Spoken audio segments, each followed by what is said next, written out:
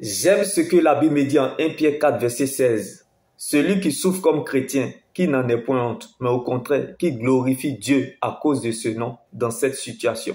Comme la femme au dos courbé malade depuis 18 ans, est restée sans résultat, mais elle n'a pas fait de cela son malheur. La foi est appelée à traverser les difficultés, car la vie chrétienne va au-delà des réalités de la foi. Être chrétien, c'est facile, tout le monde peut le dire, mais rester chrétien jusqu'à la fin, c'est une autre chose. Car être chrétien ne suffit pas, car c'est tout un combat, bien-aimé, parce que le diable opère dans ce monde. Nous voulons fonctionner selon le monde de Dieu. Dans le monde que le diable gouverne, notre foi s'oppose, bien-aimé, à certains combats inattendus. Ça nous arrive et nous tombons dans ce combat. Mais par notre persévérance, nous sortons de là plus que vainqueurs. Je ne sais pas pour toi. Je ne connais pas ta situation. Je ne sais pas là où tu te situes. Mais laisse-moi t'annoncer cette bonne nouvelle encore et encore. L'évangile de la facilité qu'on t'a prêché est un mensonge. L'évangile de la facilité qu'on t'a prêché est une pire malédiction. Car l'évangile de Jésus va t'emmener sur les sentiers où les gens vont te dire que tu n'es pas chrétien. Tu n'es pas converti. Tu n'es pas de Dieu. Pour toi là, c'est une malédiction. Car le grand Dieu que nous servons ne peut pas te permettre d'être dans cette situation. Et oui, ce que les gens disent est important, mais n'a pas de valeur. Les gens peuvent parler, mais il y a une seule parole dont la parole est éternelle qui accomplit tout ce qu'elle dit, qui est la parole de Dieu. Reste focalisé sur elle, elle te mettra à l'aise et te fera du bien. Car c'est l'oreille qui écoute, qui donne de l'importance à la bouche qui parle. Donc ne mets pas foi à ce que l'on a déterminé pour ta vie, mais attache-toi plutôt à ce que tu crois, car la parole de Dieu est au-dessus de la parole des hommes. Car ses pensées sont élevées au-dessus de nos pensées et ses voix sont élevées au-dessus de nos voix. Donc les voix de Dieu sont insondables et impénétrables. Alléluia, bien-aimés dans le Seigneur. Alors, n'oublie surtout pas, peu importe les circonstances de la vie, rappelle-toi que le seul but de notre existence, c'est sa louange et son adoration. Seigneur, rappelle-nous que lorsque nous sommes tristes, que ton amour vaut mieux que la vie et qu'en face de nos déceptions, que ton plan vaut mieux que nos rêves. Moïse, presque il était, reçu son appel à 40 ans. Alléluia, est descendu dans l'esclavage afin de devenir un libérateur à 80 ans. Donc, ce qui va vite ne résiste pas longtemps, mais ce qui prend du temps demeure éternellement. Car on ne court pas pour ce qu'on est, mais on court pour ce qu'on n'est pas. Quand tu connais ta valeur, tu n'es pas pressé. Tu ne prends pas une décision dans la précipitation. Tu ne forces pas les choses. Alléluia.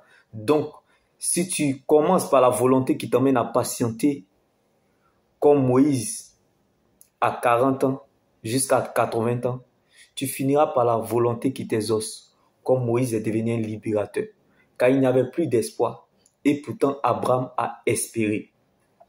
La reproduction chez la moustique dure des secondes. Donc si tu es trop pressé, Dieu enlève pour toi au feu pour te servir. C'est que ou pas, c'est ton problème.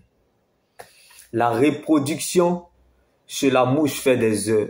La reproduction chez la poule fait des jours.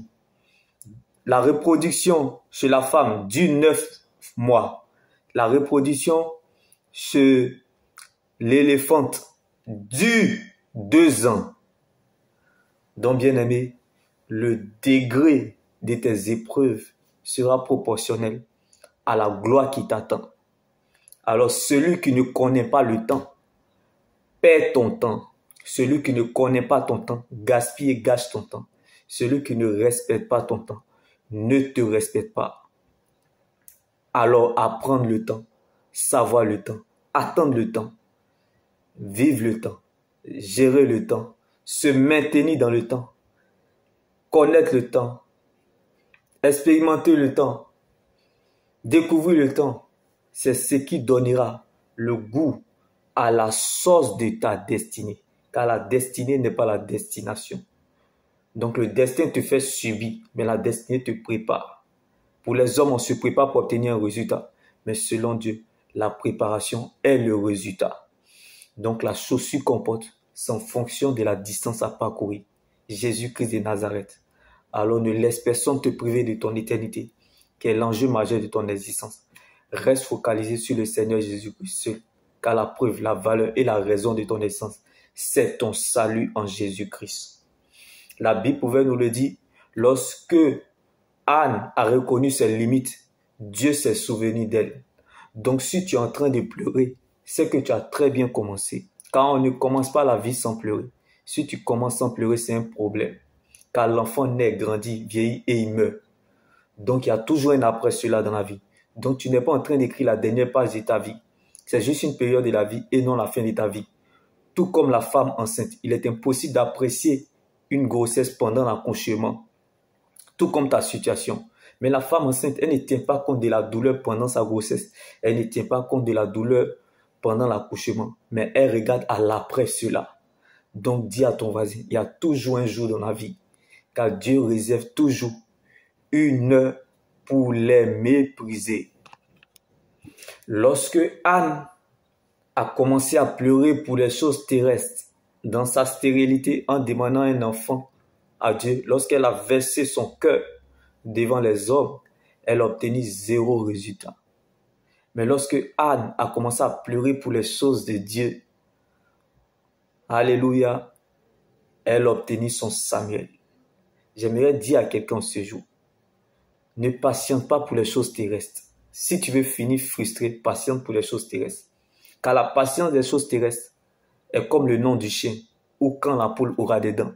Mais si tu patientes pour les choses de Dieu, tu ne sortiras jamais perdant. Car lorsque ta souffrance est liée aux choses terrestres, comme Anne demandait un enfant à Dieu, Dieu est en train de te biper. Mais lorsque ta souffrance est liée aux choses de Dieu, liée à l'obéissance de la parole de Dieu, Dieu est en train de t'appeler. Comme Anne qui a donné son Samuel à Dieu. Comme Abraham qui a donné son Isaac à Dieu. Car Dieu n'appelle pas les qualifiés, il qualifie ceux qu'il appelle. Dieu ne choisit pas les appeler, mais il appelle ceux qu'il a choisis. Dieu nous appelle toujours par ce que nous aimons. Dieu nous attire toujours par ce que nous désirons. Donc ce qui te fait mal ou pleurer aujourd'hui sera la cause de ta louange demain. Rappelle-toi que le seul but de notre existence, c'est son adoration et sa louange. Un mot ne loue pas Dieu, l'Éternel te vivant. Que tout ce qui respire loue l'Éternel. Même si une situation refuse que tu existes, mais qu'elle ne t'empêche pas de faire exister ton Dieu, comme David dans la bataille contre Goliath, l'Éternel est devenu serveur. David a remporté son combat contre Goliath, non pas parce qu'il était plus grand que Goliath, mais parce qu'il était un adorateur. Alléluia. C'est dans l'adoration que se découvre la profondeur de notre victoire. Donc le degré de ton adoration est proportionnel à la gloire qui t'attend. Car ta manière de regarder la situation sera proportionnelle à la façon dont le ciel va t'exaucer. Car ce n'est pas les circonstances qui déterminent ce que tu deviens, mais c'est ton attitude. C'est ton attitude en face de la situation qui déterminera la qualité de ta vie. C'est ton attitude envers les autres qui préparera ton attitude. Car ce n'est pas la condition de vie qui détermine ce que nous sommes, mais plutôt la parole. C'est la parole de Dieu qui conditionne notre vie. Pendant la nuit, le soleil brille ailleurs. Ne baisse pas les bras, ne perds pas la foi. Garde la foi, car ton jour arrive. Quelle que soit la durée de la nuit, le matin arrive toujours. Alléluia. Donc le jour tant attendu a beau être lointain, mais il finira toujours par y arriver. Donc laisse Dieu faire et agir et gérer à son prix, à sa vitesse et à son temps voulu. Car là où l'on s'y attend le moins, c'est là le temps voulu de Dieu. Le temps de Dieu n'est pas très long, mais très bon. Celui qui pense trop à sa vie ne vit plus pour Dieu. Alors ne vous faites pas de soucis de ce qui ne peut pas ajouter un seul jour à votre existence.